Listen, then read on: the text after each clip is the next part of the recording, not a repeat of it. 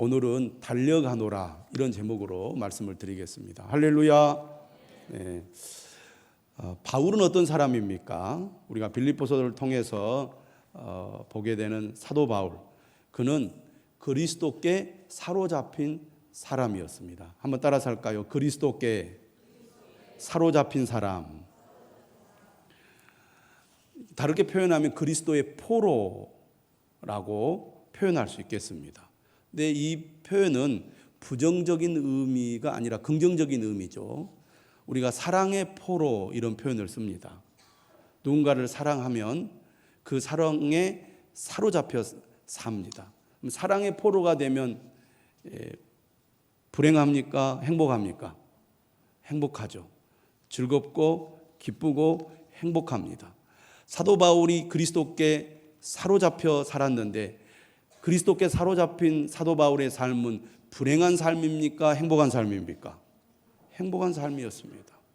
그는 즐겁고 행복한 사람이었는데 그것은 바울이 그리스도께 붙잡혀 살았기 때문입니다. 빌립보서 1장 20절 21절에 이렇게 되어 있어요. 살든지 죽든지 내 몸에서 그리스도가 존귀하게 되려 하나니 이는 내게 사는 것이 그리스도니 죽는 것도 유익함이라. 예수 그리스도께 사로잡혀 있다 보니까 그는 죽음도 두렵지 않는 사람이 되었습니다. 죽음을 두려워하지 않는다는 것, 사람이 가질 수 있는 가장 강한 힘과 용기라고 하겠습니다. 또 3장 8절 9절에도 뭐라고 얘기하느냐? 또한 모든 것을 해로 여김은 내 주 그리스도 예수를 아는 지식이 가장 고상하기 때문이라. 그는 지식도 많고 경험도 많고 사회적인 지위와 특권이 있었지만 예수 그리스도를 믿고 난 이후에는 그러한 것들이 중요하지 않다. 그에게는 별로 소중하지 않다. 그렇게 생각을 했습니다. 어느 정도로 바울이 얘기를 하느냐면 8절 하반절에 이렇게 말합니다. 내가 그를 위하여 모든 것을 잃어버리고 배설물로 여김은 그리스도를 얻고 그 안에서 발견되려 함이니.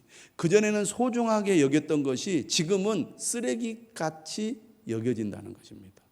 여러분, 소중한 것들을 잘 간직하고 보관하잖아요. 늘 아끼고 늘 이렇게 우리가 닦아주면서 귀하게 여기지 않습니까? 좋은 곳에 보관도 하고. 그러다가 마음이 변하면 그것이 쓰레기처럼 여겨집니다.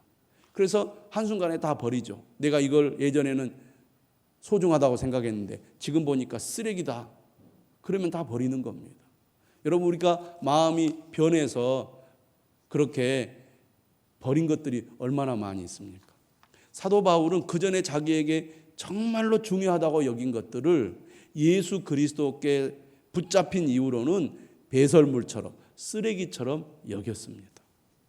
여러분, 예수님을 믿는다는 것은 예수님께 붙잡힌다는 것을 말합니다. 여러분은 어떻습니까?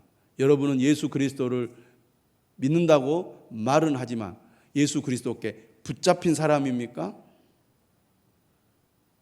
우리 스스로에게 한번 물어봐야 됩니다. 나는 예수 그리스도께 붙잡힌 사람인가? 신앙생활을 하는데 즐겁고 예수 그리스도를 믿는 것이 행복하다면 그 사람은 예수 그리스도께 붙잡힌 사람입니다. 그런데 예수 그리스도를 믿으면서도 평안도 없고 기쁨도 없고 행복도 없다면 나는 지금 예수 그리스도께 붙잡혀 있는지 한번 물어볼 필요가 있다는 얘기죠. 바울은 그리스도께 사로잡힌 사람, 그리스도께 붙잡혀 사는 사람이었습니다.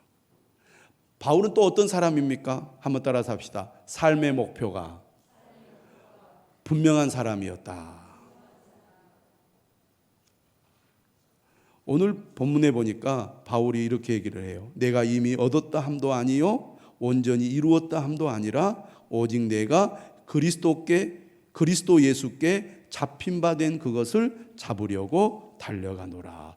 바울은 그리스도가 자신을 붙잡으셨고 지금도 붙잡고 계신 것은 특별한 목표에 도달하게 하기 위해서라고 말하고 있습니다. 바울은 삶의 목표가 분명했어요. 여러분은 어떤 목표를 가지고 있습니까? 여러분은 그리스도께서 주신 분명한 목표가 있습니까? 바울에게는 목표가 분명했습니다. 그러면 바울의 목표가 무엇일까요? 10절, 11절이 잘 말해주고 있습니다. 자, 10절, 11절 한번 보실까요? 한번 다시 읽어보겠습니다. 같이 시작. 내가 그리스도와 그 부활의 권능과 그 고난에 참여함을 알고자 하여 그의 죽으심을 본받아 어떻게 해서든지 죽은 자 가운데서 부활에 이르려 하노니. 조금 문장이 어렵습니다. 그리스도와 부활의 권능과 그 고난에 참여함을 알고자 한다는 겁니다. 다시 말하면 바울은 그리스도를 충분히 온전하게 알기 원한다고 말하고 있습니다. 예수 그리스도가 어떤 분인지 단순히 지식으로 이론으로 아는 것이 아니라 경험을 통해서 그가 분명히 알기를 원한다는 거죠. 그렇게 그가 그리스도를 경험으로 분명하게 알기 위하여 어떻게 하려고 한다고 합니까? 그의 죽으심을 본받겠다고 말합니다. 그의 죽으심을 본받아 결국 어디에 이르기를 원합니까? 어떻게 해서든지 죽은 자 가운데서 부활에 이르기를 원한다. 바울의 삶의 목표는 바로 이것입니다. 그의 죽으심을 본받아 어떻게 해서든지 죽은 자 가운데서 부활에 이르기를 원합니다. 이것이 내 삶의 목표입니다. 그리스도가 내게 주신 목표입니다. 라고 말합니다. 자, 이걸 조금 설명을 하면 이런 뜻이죠. 바울은 나는 그리스도를 깊이 알고 그와 온전히 교통하고 싶습니다. 그리스도처럼 살고 그리스도처럼 죽고 싶습니다. 범사에 그리스도와 같이 되는 것이 내 삶의 목표입니다. 다시 말하면 주 예수 그리스도의 삶을 자신의 삶에서 그대로 재현하고 싶습니다. 나는 예수 그리스도를 닮아서 예수 그리스도처럼 사는 것이 내 삶의 목표입니다. 그런 뜻입니다. 이 목표를 위해 자신은 사로잡혔다고 말을 하고 있는 것이죠. 그러면 바울은 지금 그가 가지고 있는 그 목표에 도달했을까요? 오늘 12절 말씀은 분명하게 말합니다. 내가 이미 얻었다 함도 아니요 온전히 이루었다 함도 아니라 아직 이 목표에 도달하지 못했다고 말하고 있습니다. 이것은 우리에게 뭘 가르쳐 주느냐? 우리는 이 세상에서 결코 온전해질 수 없다는 것입니다. 온전케 되는 일과 완전한 성화는 갑자기 이루어지지 않는다는 것이죠. 이것을 우리가 분명히 알아야 한다는 것을 배우게 됩니다. 이 세상에서 우리가 온전해질 수 없고 온전케 되는 일이 갑자기 이루어지지 않기 때문에 어떻게 해야 됩니까? 한 걸음 한 걸음 우리가 온전한 사람이 되기 위하여 앞으로 나아가야 한다는 거죠. 바울도 그렇게 고백하고 있습니다. 주님께서 자신에게 주신 삶의 목표, 그리스도를 닮아 자신의 삶을 통해 그리스도를 재현하려는 그의 삶의 목표가 단번에 그리고 금방 이루어지지 않기 때문에 한 걸음 한 걸음 한 단계 한 단계 앞으로 전진해 나가야 되겠다. 이것이 바울의 생각이었습니다. 그래서 바울은 어떤 사람이었느냐? 따라서 합시다. 목표를 향해 계속 전진하는 사람이었다. 그래서 바울은 오늘 본문을 통해서 달려가노라라는 표현을 2번이나 사용합니다.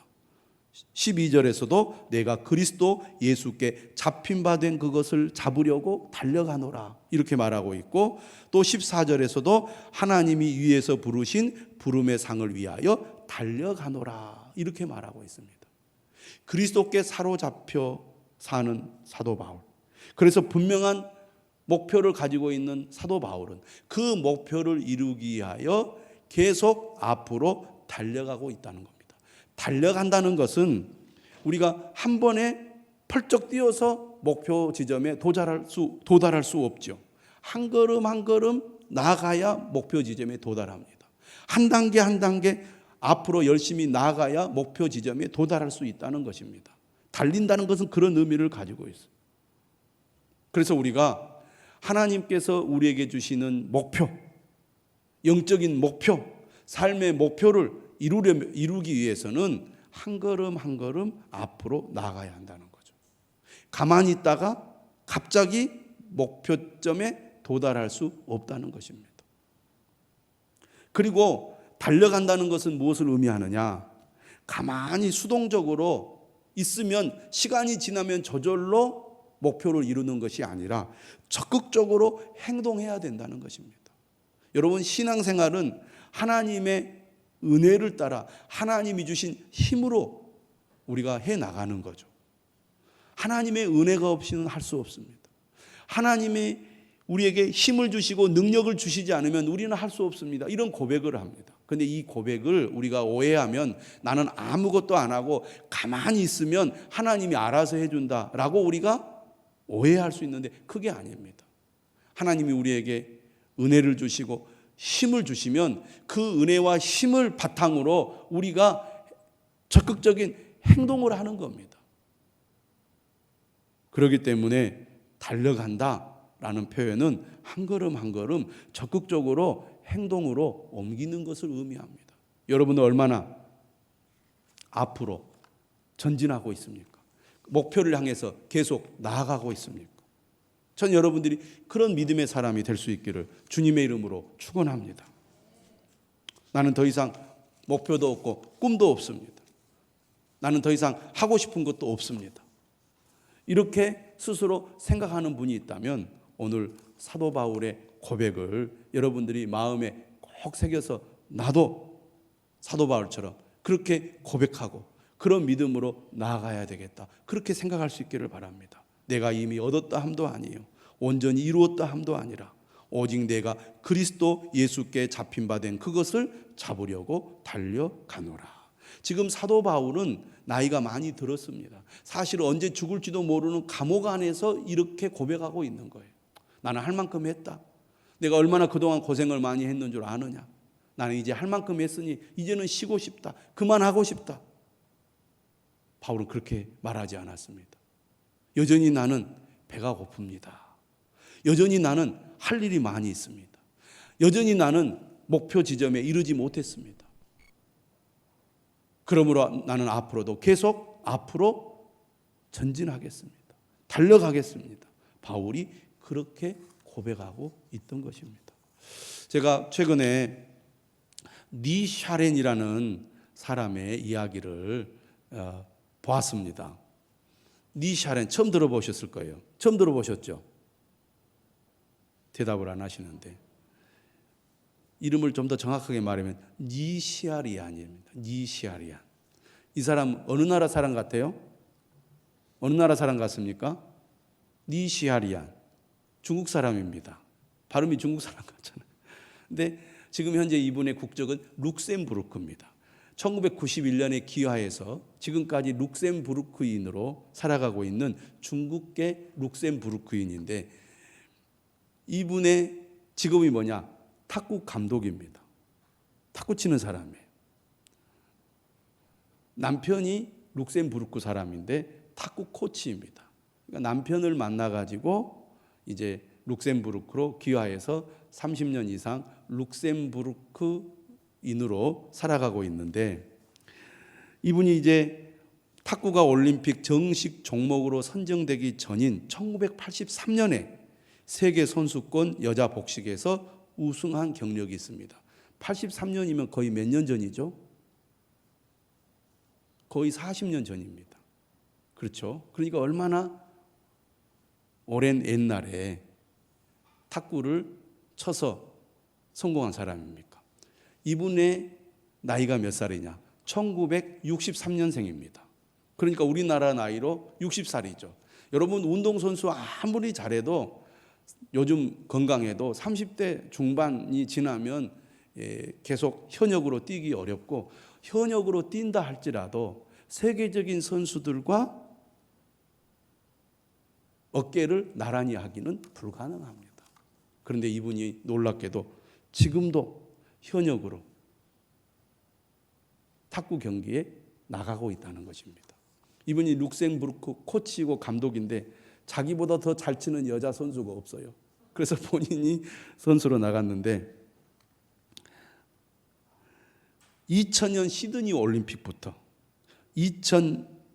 2021년 도쿄 올림픽까지 20년 동안 2004년 아테네 올림픽을 제외하고 꾸준히 올림픽에 출전하고 있다고 합니다. 작년에 도쿄 올림픽이 열렸잖아요.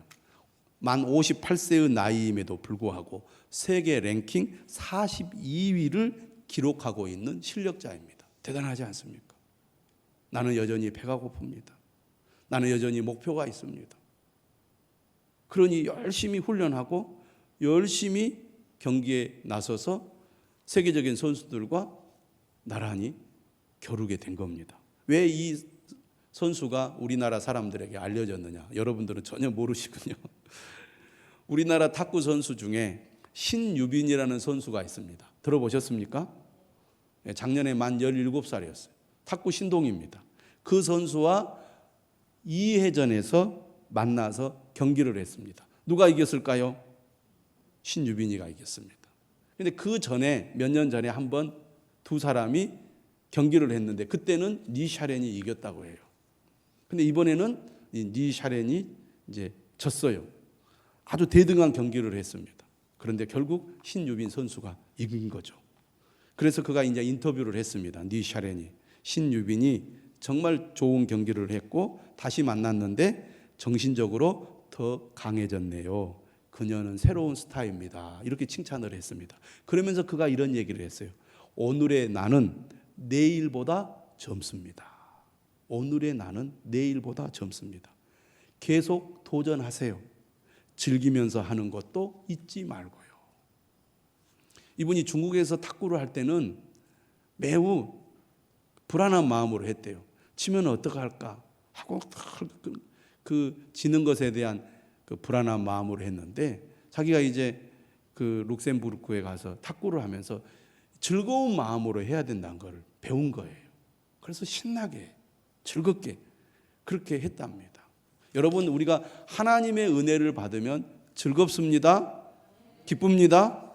예수 믿는 것도 즐겁게, 할렐루야, 주님을 섬기고 봉사하는 것도 기쁘게 해야지. 어쩔 수 없이 인상을 쓰면서 하기 싫은데 한다면 그것은 은혜가 아니죠.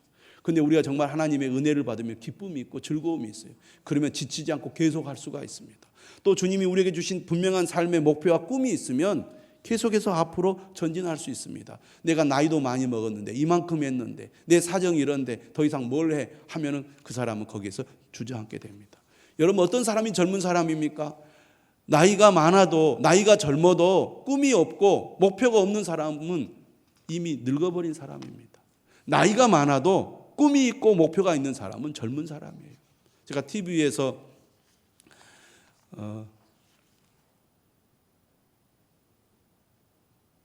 이름을 잊어버렸습니다. 일부터 생각이 났는데 유명한 그 의사 선생님이 있는데 그분을 보면서 도전을 받았어요.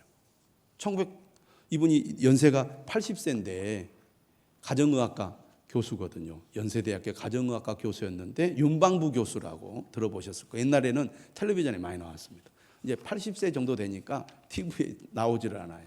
근데 여전히 지금도 의료 봉사를 하고 진료를 하는 일을 하더라고요.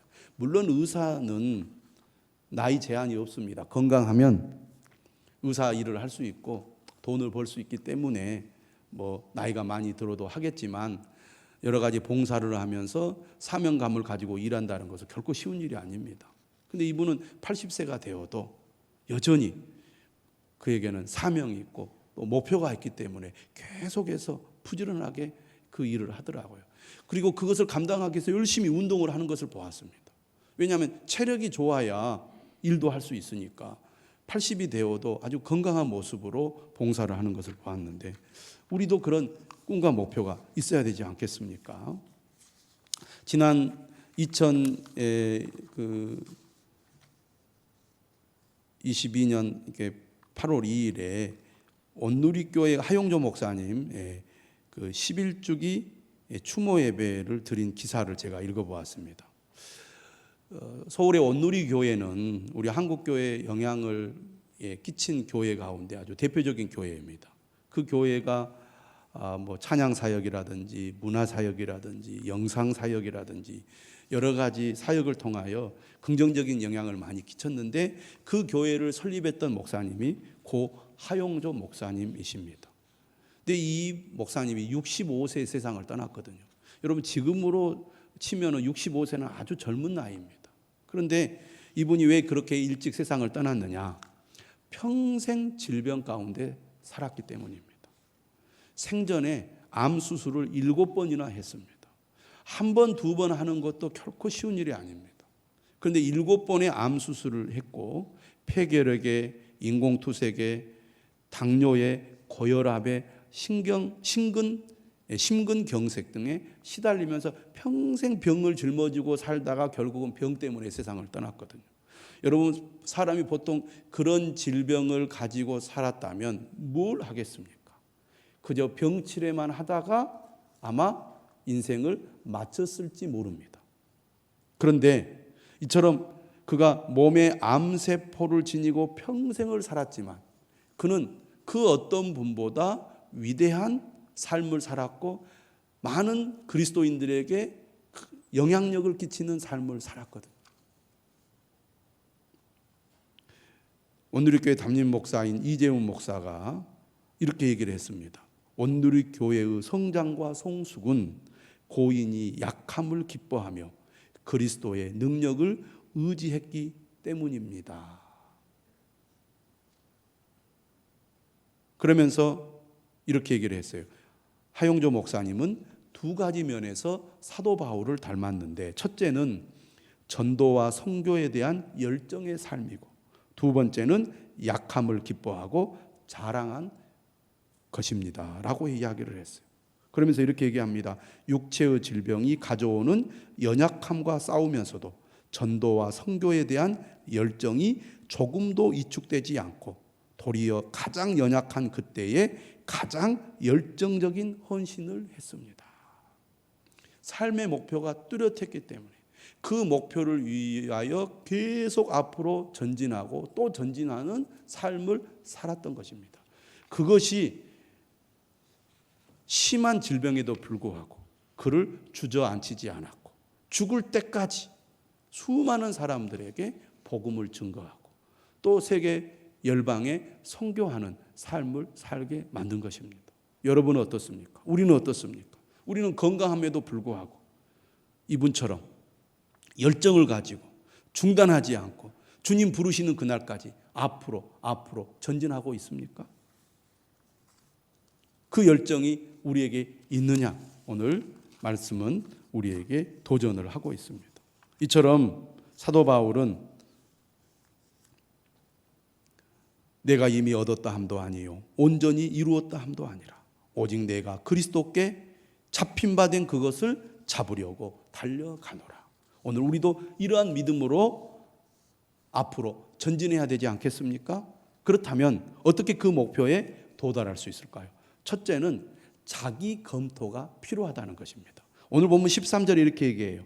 형제들아, 나는 아직 내가 잡은 줄로 여기지 아니하고 자신이 아직 목표에 이르지 않았다는 것을 그는 분명히 알았습니다. 지금 내가 어떤 위치에 있고 내가 얼마나 지금 이루었는지를 분명하게 평가하지 않는다면 우리는 앞으로 목표를 향하여 달려가기가 어렵습니다. 현재 자신의 위치, 자신이 이루어 놓은 일, 그리고 앞으로 이루어야 될 일, 자신이 어떤 상태에 있는지를 점검하고 검토할 줄 알아야 된다는 겁니다. 두 번째, 어떻게 그 목표에 도달할 수 있을까요? 그것은 바로 집중력에 있습니다. 13절에 이렇게 얘기하죠. 오직 한 일, 오직 한 일이라는 것은 오직 한 가지 일이라는 말입니다. 새 번역은 이렇게 번역했어요. 내가 하는 일은 단 한 가지입니다. 바울은 한 가지 일에 집중했습니다. 그리스도께서 주신 그 삶의 목표, 거기에 집중했던 했고 그것을 이루기 위하여 그는 앞으로 전진했던 것입니다. 오늘 우리도 목표에 도달하기 위해서는 집중력을 가져야 됩니다.